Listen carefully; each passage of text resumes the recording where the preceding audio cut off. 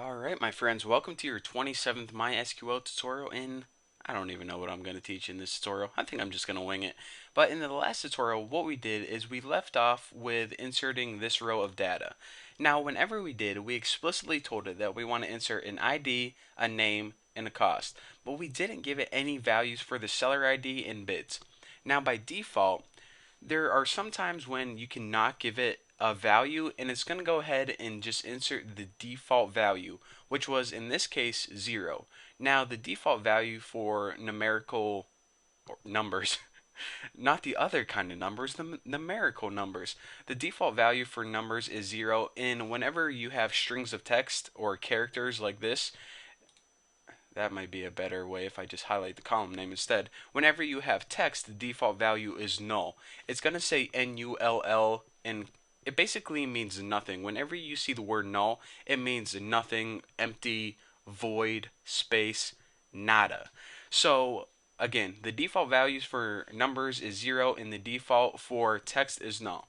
However, some tables will not allow you to insert no or null value.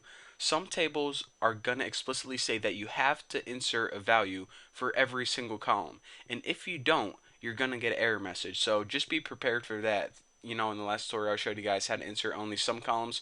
Just be prepared that depending on how you create your table, you have to or not have to insert all the values. And I'll teach you guys about that whenever I show you guys how to create tables in like 2 or 3 tutorials. But for now, I just want to warn you guys. So heads up.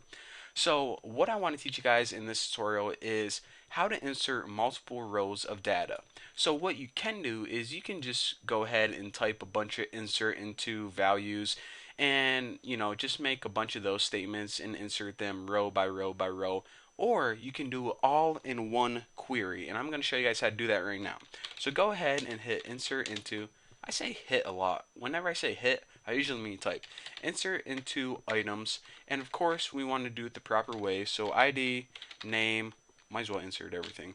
Cost, seller underscore ID, and bids. Now after this, go ahead and type the word values just like before. Now how I like to do it is I like to type the word values right here. And whenever I'm working with multiple rows of data, I like to put each row on a new line. So on the first line, again, what do we have? 1, 2, 3, 4, 5. 5 items in each row, or 5 pieces of information for each row or each item. 1, 2, actually I'm going to use 1, 2, okay, calm down, take a deep breath. 1, 2, 3, 4, 5. Now, again, after every piece of information, you need a comma after every row, basically. So I'm going to add, I don't know, let's just say 3 rows for this tutorial. And my mouse isn't working. There we go. So that and this one. Now remember, after the last row, you don't add a comma. People do this a lot, and if you do, you're going to get an error message. So for the first piece of information, again, I think we left off at 103. We inserted like beef on a stick or something. So this is 104, and I'm going to sell some beef. Whoa, take it easy, caps locks. I'm going to sell some beef chops, my favorite kind of chops, and I'm going to sell these for $7.99. My seller ID is 1 and bids equals 0. Now my next item is 105, of course, and I'm going to sell some jelly pockets, my favorite kind of pockets, and these are $4.50 each, and again 1 for seller ID, that's Bucky Roberts, and 0. Now for the last thing that I'm going to sell, it's 106. And what do I want to sell? Big old sack of ham. And I'm going to sell this for $9.95. Quite the deal, if you ask me. And my seller ID and number of bids. So as you can see, basically the rules are quite similar to what you would expect. You go ahead and write insert into, and then you write the order and number of columns. Basically, how do you want to insert your data? So whenever you type values, each of these is a new row of data. Again, how do you insert data? Well, however you define it up here. Now just remember, after each row there's a comma, except after the last one. If you're programming this in PHP or something, there would be a semicolon right here. but since you're just writing this in PHP my admin, you can just leave it out. So now let me go ahead and hit go, and well, looking pretty good. So we can go ahead and verify this if we just click on the items table, do a little browse, sort by ID descending, and come on baby, no whammy, no whammy. There we go. So there's my nice beef chops, jelly pockets, and a sack ham. By the way, if anyone wants it, quite the deal. And no bids. So that is how you insert multiple rows of data. Again, I like to take each row and put it on a new line. It just makes it a little bit easier. Now, I want to teach you guys about one last thing when it comes to inserting data. To be honest, this is one of those things that I don't even know if I should show you because it's usually a waste of space, but it's information that may come in handy one day. So you can also insert items into a database, or a table rather, using a select statement. Now let me give you an example of when you would do this. Say that, I don't know, say that you had a website and you just bought out eBay because you know your website's pretty successful. Now you want to merge your websites together, so you have all these items in your table, but they have all their items in that table. So are you saying that we're going to have to hire some guy to go through and physically type like 1,000 or 2,000 insert statements? No. What you can do is you can insert data into a table from a simple select statement.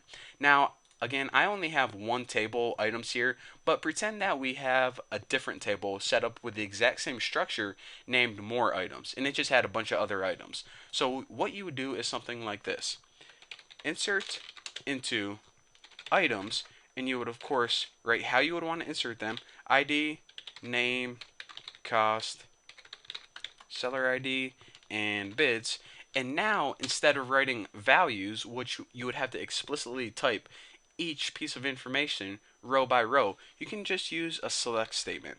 So select ID, name, cost, seller underscore ID, and bids from more items. Now this more items table is just a fake table, so I'll actually name it fake table. So again, if you had another table, then what this would do is it would select all of the rows from that table and it would insert them into your items table in this order right here. So again, remember, whenever you're doing this, it's probably better to use a where clause, because if you don't use a where clause, then it's going to select every single row. Now, again, I don't have a fake table, but this is how you would do that. Basically, take all the rows from another table and insert them into a single table. So I guess it's good if you're merging tables, but otherwise, why do I say that this is not a good idea? Because at first glance it might seem quite useful. Well, it's not a good practice because then you're going to have the information on this table and this table. And as we know, one of the rules in MySQL, whenever you have duplicate information, it's usually a waste of space. So guys, please, this is your warning.